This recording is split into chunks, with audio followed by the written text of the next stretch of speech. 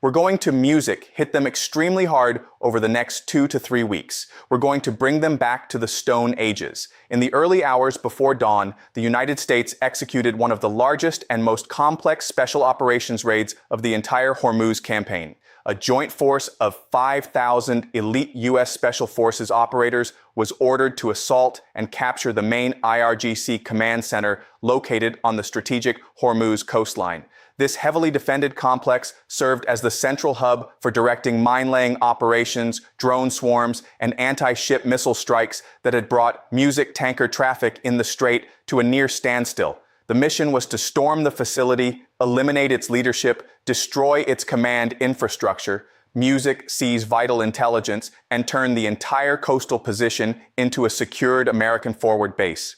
This decisive strike aimed to collapse Iran's ability to coordinate maritime attacks and finally reopen the critical energy corridor. At a forward operating base in the UAE, the alert reached the task force at 0100 hours. Colonel Ethan Brooks, overall commander of the Joint Special Operations Element, gathered his senior leaders inside the main music briefing tent. A massive digital wall display showed the complete layout of the IRGC command center. The multi-story reinforced headquarters building, the deep underground bunker network, the rooftop satellite communication arrays, the coastal missile launch pads, the vehicle motor pool, and the small protected harbor, music, used by IRGC fast boats. Colonel Brooks briefed the force with sharp clarity. We hit with 4 coordinated assault groups from land, sea, and air. Music. Our goal is total control of the complex before sunrise. Speed and silence are music critical. We capture the leadership alive and take everything their computers hold. He explained every infiltration route, assigned objectives to each unit, coordinated fire support, and answered detailed questions for over 30 minutes. The operators listened in complete silence, burning every detail into memory. Right after the briefing, intense preparation kicked off across the base. Operators moved music to the armory and meticulously checked their gear. They fitted advanced night vision goggles, loaded suppressed Mk-18 rifles with subsonic ammunition, and packed extra magazines, breaching charges, flashbangs, and medical kits. Snipers zeroed their long-range precision rifles while communication teams tested encrypted radios and satellite links. Medical personnel stocked advanced trauma supplies, and breaching specialists double-checked shape charges and tools. Every operator moved with calm, professional focus, rechecking every strap, battery, and magazine. At the same time, on the adjacent airfield, a fleet of C-17 Globemaster III aircraft stood ready with their massive rear ramps lowered. Loadmasters directed heavy forklifts as they hauled music pallets of ammunition, medical containers, communication equipment, and lightweight music tactical vehicles up the ramps into the cavernous cargo bays. Armored Humvees and all-terrain vehicles were carefully driven aboard and chained securely to the reinforced deck using heavy tie-down straps, music, and cargo locks.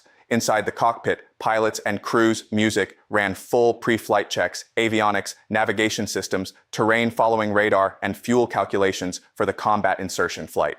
The entire loading process was executed with speed and precision so that the aircraft would be ready the moment the operators finished their personal preparation. Once preparation was complete, the takeoff phase began. Special Forces operators formed into tight teams and marched toward the waiting C-17s, carrying their heavy rucksacks and weapons. They climbed the rear ramp, stowed their personal gear in the cargo nets along the side, and took seats on the red webbing benches. Loadmasters performed final head counts and secured all loose. The massive rear ramps of the C-17 Globemasters slowly rose and sealed with a heavy hydraulic sound.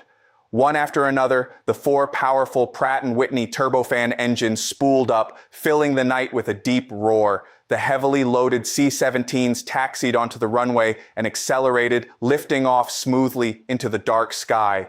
At the same time, Naval Special Warfare Team's music boarded fast, combatant craft assault boats from the pier and raced across the Gulf toward the target coast. The entire force maintained strict radio silence as they approached Iranian airspace and coastal waters. 35 minutes later, the landing phase commenced. The C-17 Globemasters descended toward 2 pre-selected drop music zones and landing areas behind the coastal ridges. Ramps lowered while the aircraft were still moving, and operators fast-roped music or exited rapidly onto the sandy terrain. MH-47 Chinooks and MV-22 Ospreys that had flown in support also touched down, offloading additional teams and equipment. Simultaneously, the seaborne assault teams approached the small harbor in their fast boats, slipping ashore silently using the rocky shoreline for cover. Within 15 minutes, all 5,000 operators were on the ground in perfect position, forming into their 4 assault groups without raising any alarm. The operation exploded into action as the first light of dawn touched the horizon. The 4 assault groups struck the IRGC command center from multiple directions at once. The first group breached the main headquarters building with shape charges and cleared every floor music with suppressed fire and flashbangs. The second group assaulted the underground bunker network, cutting power cables and securing the central server room. The third group destroyed the coastal missile launchers with precise javelin strikes while blocking the harbor to prevent any escape by sea. The fourth group seized the rooftop communication arrays and captured the senior IRGC commanders along with their staff before they could destroy critical documents or activate emergency protocols. Fierce but disorganized resistance was quickly overwhelmed by the music, speed, coordination, and firepower of the special forces. High-value targets were secured with flex cuffs and hoods, while intelligence specialists, music, rapidly downloaded data from the command computers and seized laptops, maps, and encrypted drives. By sunrise, the music entire IRGC command center on the Hormuz coast was firmly under U.S. control. The once powerful music nerve center that had orchestrated months of attacks now stood silent and captured. Back at the forward base, Colonel Ethan Brooks received the success code. A wave of quiet satisfaction moved through the operations center. The captured commanders and the huge intelligence hall would provide game-changing information for future operations across the strait.